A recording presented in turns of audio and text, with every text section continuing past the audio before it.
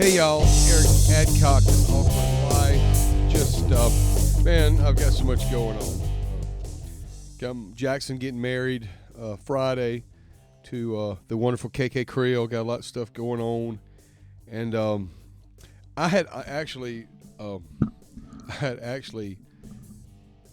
did this podcast last week, and I deleted it. And so for those that heard the title, The Mimic, I deleted it after about an hour or so because I was trying to say something, and I felt like it was going to get misinterpreted because I was trying to use too many references. The point I was trying to make, I was trying to add other points in, and so I do feel like this is something that needs to be said. So because I'm dealing with young people in church that have a problem with living for God.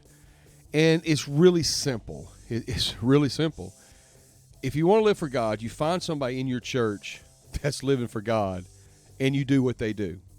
That's going to sound really crazy, really simple, but don't find the person in your church that's really, really good at business but doesn't make it a Sunday night or Wednesday night service. Find that person in that church that's doing good really spiritually. I'm not saying they're perfect. I'm not talking about a perfect person. You're not going to find one of them. But find someone in your local church that's living for God and is being successful at it. And then you do what they do. If they're at prayer meeting, which they should be if they're successful, you be at prayer meeting. And you can even mimic the way I see a lot of people have shouted like the person that brought them to church shouts. They mimic that shout. And they mimic the prayer. They mimic the motions. That's what you have to do to live for God. You have to find someone in your local assembly and do what they do. I never forget one time an evangelist was preaching. He said, if you don't know what to do in the service, look and see what your pastor's doing. And I can't tell you the times that I've been unsure about something that's been going on, and I look at my man of God and I'm like, I'm going to do what he does. I'm going to be agreeance with him. If he shouts, I shout. If he claps, I clap. You mimic those people. Find what they're doing, and you do that. It's real simple. If you have a church to attend, someone's successful there. No church exists without some successful people living for God. It doesn't have to be a 15,000 person church. Church size doesn't matter. The fact that there is a church and that it is attending and there is services, that means someone there is being successful. And in your local congregation, find someone that's being successful and just do what they do. Mimic may be a bad word to use, but pattern, there it is, the pattern. I'm going to go back and rename this the pattern.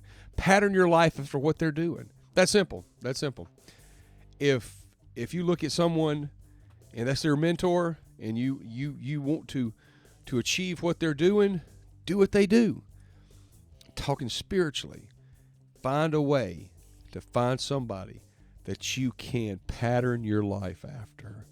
Find a good spiritual person in your church to pattern your life after. I've done that. I continue to do that. I continue to find elders in my life to pattern my life after.